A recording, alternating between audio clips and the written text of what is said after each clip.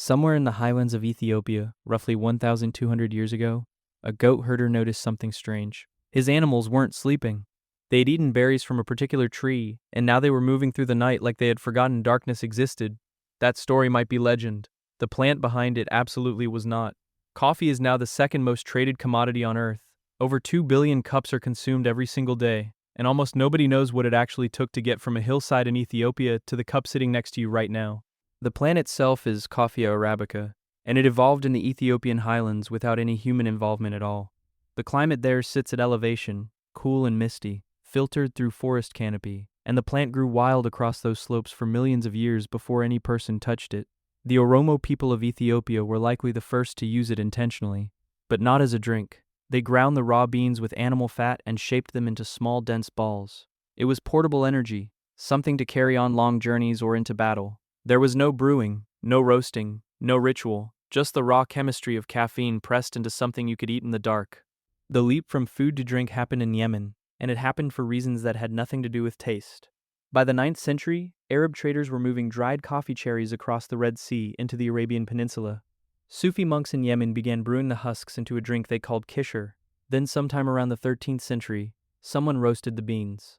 That single step changed everything.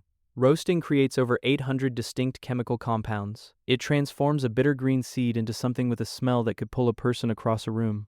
The monks found it kept them awake through long hours of nighttime prayer. The drink spread through Yemeni monasteries with the specific logic of a tool. It worked. That was enough. What happened next was one of the fastest social diffusions in pre-modern history. By the early 1400s, coffee houses called Kawa Kane were operating in Mecca and Medina.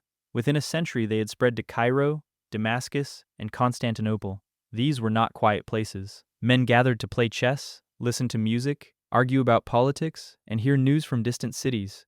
The Ottoman historian Ibrahim Pechevi, writing in the 1600s, described them as places where knowledge traveled faster than any official channel could carry it.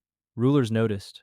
The governor of Mecca banned coffee in 1511, arguing it encouraged sedition. The ban lasted less than a year. It was simply too popular to stop. Coffee reached Europe through Venetian traders around 1600, and it immediately provoked the same reaction it had in the Middle East: fear followed by obsession. Pope Clement VIII was reportedly asked to condemn it as a Muslim drink. He tasted it first. He blessed it instead. The first English coffee house opened in Oxford in 1650, run by a Jewish merchant named Jacob. Within a decade, there were over 300 in London alone. Charles II tried to ban them in 1675 on the grounds that they were hotbeds of political gossip. The public outcry was so immediate that he reversed the order within 11 days. These buildings were doing something coffee houses in Yemen had already done for centuries. They were replacing alcohol with a stimulant. The conversation got sharper. The arguments got longer. Edward D. Lloyd's Coffee House on Tower Street became the gathering point for merchants and ship captains trading maritime insurance. It eventually became Lloyd's of London, one of the most powerful insurance markets in the world. The next transformation was about geography, not culture. Europe wanted more coffee than the Arabian Peninsula could produce, and Yemen had been guarding the supply jealously. For over a century, Ottoman authorities required that exported beans be parched or boiled so they couldn't germinate.